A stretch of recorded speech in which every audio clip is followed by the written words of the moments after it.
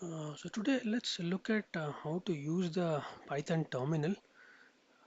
So once you've installed Python after downloading from python.org, just go to your programs menu in Windows, click on type Python.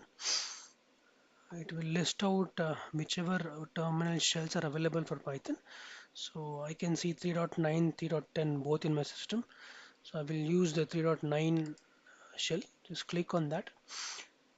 It should open a terminal window like this where you will see the Python version being listed here and three arrow marks to indicate that you are in Python shell. Now, this shell is where you can execute any Python instructions. Alright, so anything that is valid in Python can be executed here as a single line code or multi-line code also. Anything that Python can execute can be executed here, but remember this is only for temporary execution. Nothing gets saved. So if you want to save a program, we don't run it in shell. We run it in a normal text editor or a IDE where which we'll do it later. Now, for example, if I this shell can also act as a calculator just to show how the shell can be used. Let's say I type 3 plus 4. So you can see it is printing 7. So any normal calculation the shell can do. So I can do 4 into 5 plus 3 minus 2. It will perform any calculation you want. It can be used as a normal calculator. Okay. So in future, whenever you want to execute a single line of code, you can use this. For example, let's say I want to just print one string just to check the print command. I can say print hello world and say enter. You can see hello world got printed here. Fine. So such small instructions can be executed in this shell of Python. Not very friendly when you want to use bigger programs because obviously you can't properly type programs here. It's only useful for executing commands. Fine. If you don't want to use this, the second option that comes up with the default installation called as idle.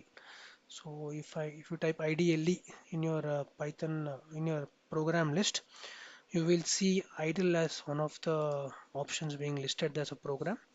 Just click on that. It will open another idle shell kind of thing, which is a shell and editor both. You can use both options. Fine. So it first prompts you with a normal like a terminal prompt. You can see the Python version here and the three greater than symbols which are indicative of the shell. So same thing can be performed here. I can do any mathematical operations. Anything is okay. I can print something or any instruction of Python is also okay on this shell. Okay. Now, where idle differs with respect to a normal terminal is I can create files here. So if I go to file, click on new file, it will create a editor in which I can type the program. So I can say, let's say print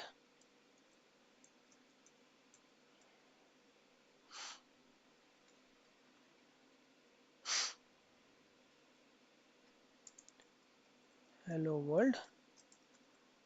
Okay, and I can save this. So I can say save as let's say I save it in desktop in a folder called as Python and a file name is hello.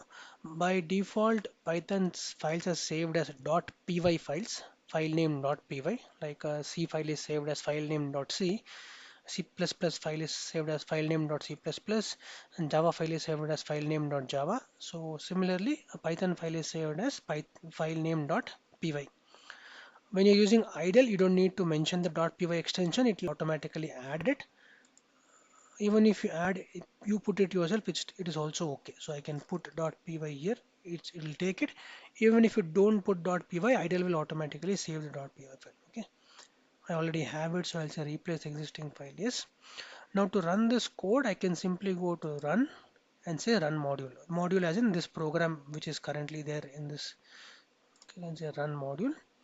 It will show the output here in the terminal itself. So this is the output for this program that you typed here. Okay, the program that we just typed.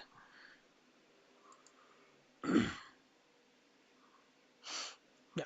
the output for this program. So when you say execute run and run module, it executes this and shows the output in the terminal that you have launched here. So this is the output of which program, the program is being executed in this path. Okay, so when you don't have any special IDs installed in your system, this is the easiest way you can execute Python programs. One, if it's a single line command, run it in a terminal.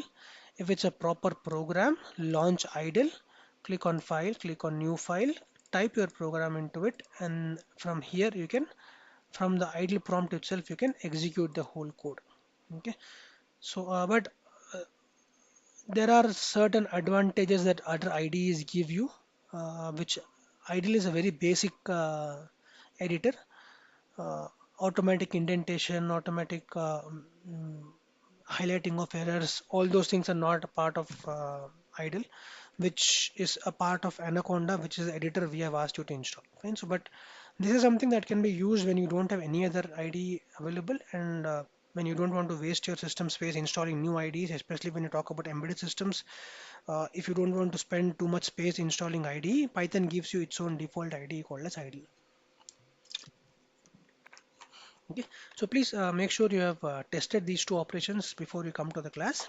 Uh, we'll be executing some basic programs using the terminal and using the IDE editor also. Okay, thank you.